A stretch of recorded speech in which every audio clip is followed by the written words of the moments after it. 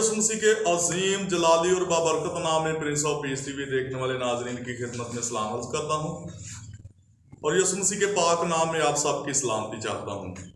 Programme health care में doctor Francis Gill एक बार फिर आपकी खिदमत में हाजिर है और हम खुदा की शुक्रगुजारी करते हैं कि प्रिंस ऑफ पीस टीवी के स्टूडियो में आज हमारे साथ बहुत ही काबिल एहतराम मेहमान शख्सियत मौजूद है। हमारे साथ हमारे प्यारे भाई बिनियामीन गिल साहब मौजूद हैं। जी भाई बिनियामीन, हम आपको खुशामदीद कहते हैं। थैंक यू जनाब। प्रिंस ऑफ पीस टीवी पर खुदा की शुक्रगुजारी करते हैं कि शहर गोजरा में भाई बिनियामीन गिल किसी तारुफ के मोहताज नहीं है। खुदा ने अपने बंदा को बहुत सारी नेमतों बरकतों से माला माल किया है और ये खुदा के कलाम की खिदमत में और कलीसियाई कामों में हम वक्त अपने आप को मसरूफ़ अमल रखते हैं। हम इन बातों के लिए इनको अप्रिशिएट भी करते हैं और खुदा की शुक्रगुजारी करते हैं कि आज प्रिंस ऑफ पीस टीवी के प्लेटफॉर्म पर मौजूद हैं और ये हमारे लिए ऑनर की बात है। और प्रोग्राम हेल्थ केयर जो कि प्रिंस ऑफ पीस टीवी का एक मुनफरद प्रोग्राम है, आप जानते हैं कि इस प्रोग्राम में हम बात करते हैं जिस्मानी और रूहानी शिफा की, कि खुदा किस तरह से हमें तंदुरुस्त देखना चाहता है, क्योंकि कलाम खुदा में लिखा है कि ऐ प्यारे मैं चाहता हूं कि तू तंदुरुस्त रहे। तो खुदा हमारी जिस्मानी सेहत की भी फिक्र करता है और रूहानी सेहत की भी। तो आज हम प्रोग्राम हेल्थ केयर में देखेंगे कि खुदा का कलाम इस सिलसिला में हमारी किस तरह से रहनुमाई करता है। लेकिन इससे पहले हम अपने सरों को झुकाएं, खुदा की हजूरी को महसूस करें और दुआ मांगें। कदूस मेहरबान पाक खुदा, हम बड़ी आज़ी इनकसारी हलीमी और फरोतनी के साथ तेरी हजूर में झुकते हैं, तेरी शुक्रगुजारी करते हैं प्रिंस ऑफ पीस टीवी के लिए, सारी खिदमात के लिए, उस अच्छे बोझ और विजन के लिए जो तूने अपने लोगों को अता किया है, ताकि तेरे कलाम की बिशारत को लेकर दुनिया की इंतहा तक जाएं। पाक खुदा, जितनी देर प्रोग्राम हेल्थ केयर में तेरी हजूरी में हम ठहरें, तेरा पाक रूह में गाइड करें और खुदा तो प्रोग्राम के शुरू से लेकर आखिर तक हमारी रहनुमाई करना। और खुदा हम दुआ गो हैं कि तू देखने वाले तमाम नाजरीन को भी इस प्रोग्राम के वसीला से बहुत सारी बरकत से नवाजना। ये सब कुछ मांगते हैं तेरे पाक नाम के वसीला से, आमीन। नाजरीन, program health care prince of peace TV का ये वो मुनफरद प्रोग्राम है जिसमें हम अपने नाजरीन के साथ रूहानी और जिस्मानी शिफा के बारे में बात करते हैं और मुख्तलिफ बीमारियों के बारे में बातों को शेयर करते हैं और उनका तदारक भी आपको बताते हैं। तो आज हम देखेंगे कि खुदा का कलाम इस सिलसिला में हमारी किस तरह से रहनुमाई करता है और हम अपने प्यारे भाई बिनियामीन गिल साहब के साथ मिलकर कलाम खुदा में से रेफरेंस को तलावत करेंगे। जी भाई बिनियामीन। हम खुदावंद के जिंदा और मुकद्दस कलाम में से यूहन्ना की अंजील उसका 5वां बाब उसकी 8वीं और 9वीं आयत पढ़ेंगे। यीशु ने उससे कहा, उठ और अपनी चारपाई उठाकर चल फिर। वो शख्स फौरन तंदुरुस्त हो गया और अपनी चारपाई उठाकर चलने फिरने लगा। आमीन आमीन। Praise the Lord, hallelujah. बहुत ही अच्छा और खूबसूरत रेफरेंस आपने शिफा के तलक से भाई बिनियामीन तलावत किया है कलाम खुदा में से।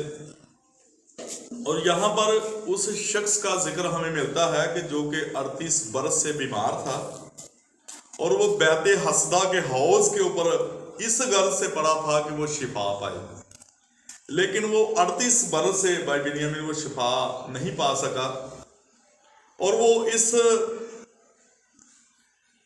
तलाश में था, वो इस उम्मीद पर वहां पर पड़ा था, मुंतजर था कि वो किसी ना किसी तरह से शिफा पा जाए, लेकिन वो शिफा नहीं पा सका था।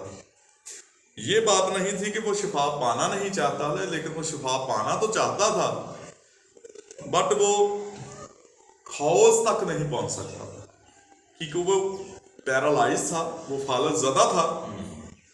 वो हौज जो पानी जो फरिश्ता आकर हिलाता था हौज को वक्त मुअय्यन पर, तो दूसरे लोग भाग कर उस हौज में उस वक्त तक चले जाते, तो जो पहले पहुंच जाता वो शिफा पाता। तो ये बेचारा ना तो कोई वहां पर इसको उठाने वाला था, ना कोई ले जाने वाला था।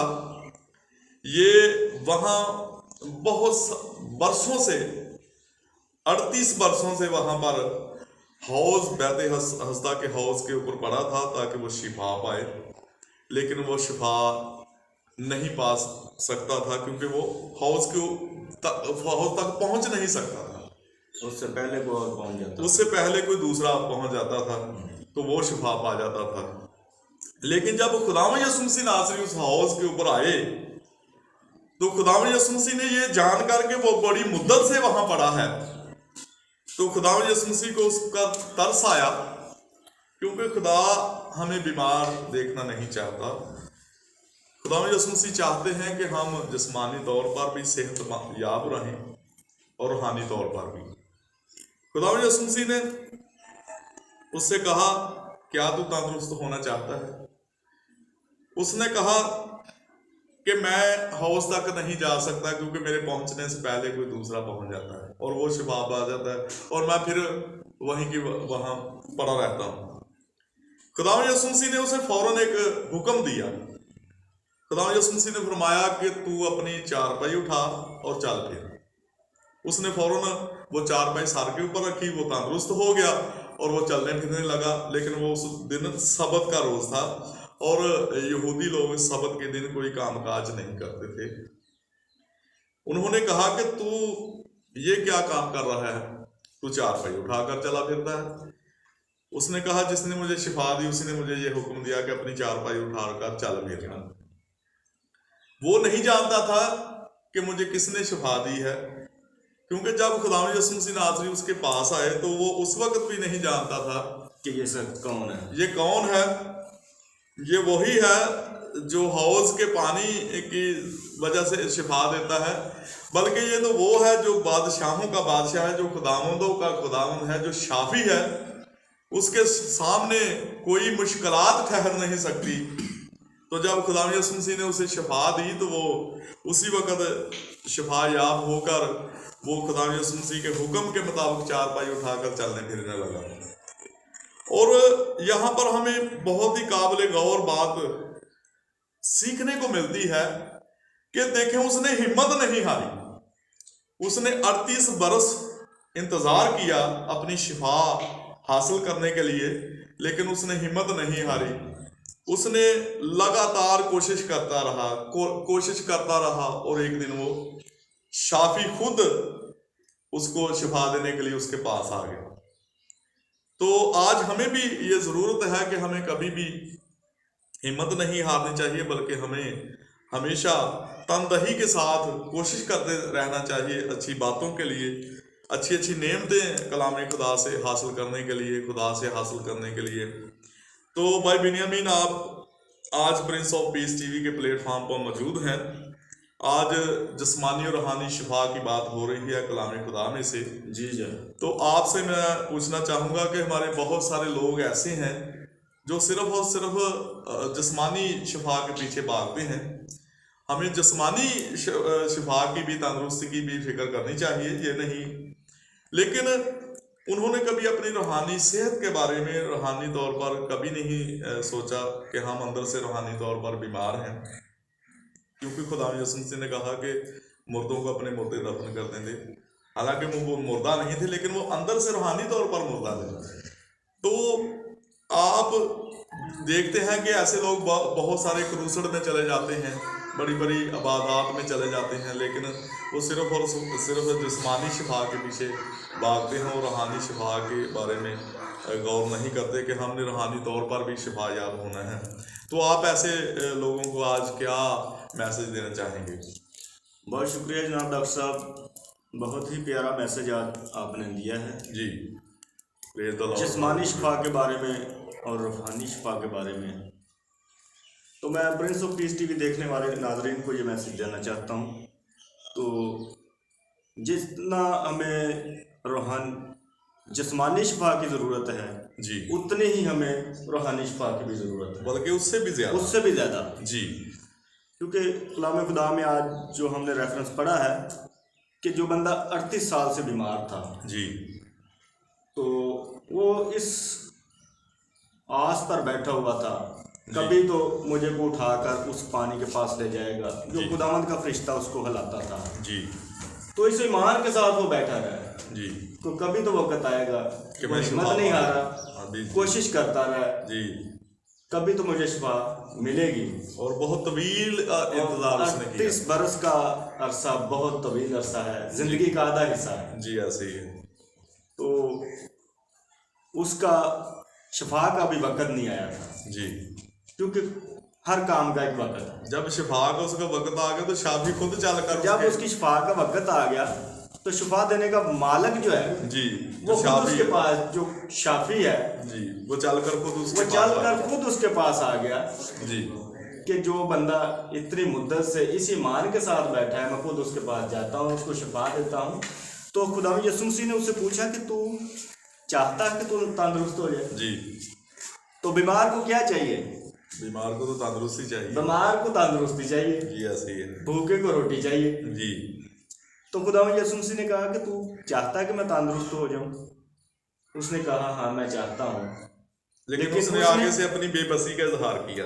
बेबसी का इजहार किया कि कोई मुझे उठाने वाला नहीं जी। जो पानी के पास मुझे ले जाए। मेरे जाने से अगर कोई मुझे उठाता भी लेकर जाने तक कोई ना कोई पहले पहुंच जाता है। जी, क्योंकि जब खुदा का फरिश्ता पानी को हिलाता था, हाँ जी, तो जो शख्स उस पानी में पहले उतरता था वो शिफा पा जाता वो था। शिफा पा जाता था। लेकिन ये शख्स जा नहीं सकता था क्योंकि ये फालजदा था, ये पैरालाइज था। तो लेकिन जब शाफी उसके पास आ गया तो लेकिन उसको मालूम नहीं कि मेरे पास मेरा शाफी आया, मेरा शाफी आ गया, तो मुझे शिफा देने के लिए आ गया है, वो खुद आ गया है। खुद आ गया। तो वो अपनी बेबसी जाहिर कर रहा है कि हो जी। सकता है कि ये शख्स मुझे उठाकर पानी के पास ले जाए जी सबसे ऐसे पहले। जी ऐसे ही है। लेकिन उसको ये नहीं मालूम था कि इसी ने कहना कि उठ और चल फिर। जी ऐसे ही है। जब खुदा यीशु मसीह नासरी ने उसे हुक्म दिया तो वो उसी वक्त तंदुरुस्त हो गया, शिफा पा गया, तो वो उसी वक्त चलने फिरने हाँ लगा। जी, जब खुदा यीशु मसीह ने कहा कि उठ और अपनी चारपाई उठा और चल फिर, जी, तो उसने शक नहीं किया। जी ऐसे ही है। उस ईमान के साथ वो उठा है। उसने कहा कि जिसने मुझे ये कहा है ना, जी, तो ये वाकई शिफा देने की कुदरत रखता है। जी ऐसे ही है। तो उसने आगे से आर्गूमेंट नहीं किया जी, कि तू कौन है, या तू मुझे पानी के पास नहीं लेकर गया। जी, वो उठी, उसी दम उठा है और उसने अपनी चारपाई को उठाया और चलने फिरने लगा है। जी ऐसे ही है। तो लोगों ने तुझसे पूछा कि तू ये क्या कर रहा है? जी, आज सबत का दिन है, तू चारपाई उठा के चल फिर रहा है। जी, उसने कहा कि जिसने मुझे तंदुरुस्त किया है उसने मुझे हुक्म दिया है, जी। उसने फौरन यीशु मसीह के हुक्म की तमील की है। और जब हम देखते हैं कि जब यीशु मसीह नासरी इबादत खाना में जाते हैं, वहां पर लिखा है कि एक कुबड़ी औरत थी, वो 18 बरस से बीमार थी और कुबड़ी हो चुकी थी। खुदा यीशु मसीह ने उसी वक्त उसका हाथ पकड़ा, उसे कहा कि ऐ औरत, तू अपनी बीमारी से छूट गई। खुदा यीशु मसीह नासरी हमें जिस्मानी तौर पर भी और रूहानी तौर पर भी शिफा देना चाहते हैं। बिल्कुल ऐसे। वो चाहते हैं कि हम तंदुरुस्त रहें और हमेशा उसके शुक्रगुजार हों, उसकी शुक्रगुजारी करते रहें, हर हाल में, हर वक्त में खुदा की शुक्रगुजारी करते रहें। तो भाई बिनियामीन, हम आपके शुक्रगुजार हैं प्रिंस ऑफ पीस टीवी के को वक्त देने के लिए। थैंक यू नाज़रीन, इसके साथ ही हम आपकी खिदमत में फिर हाजिर होंगे नए मेहमान के साथ। उस वक्त तक दीजिए हमें इजाज़त। God bless Prince of peace TV, God bless all of you, God bless Pakistan जिंदाबाद। देखते रहिए प्रिंस ऑफ पीस टीवी।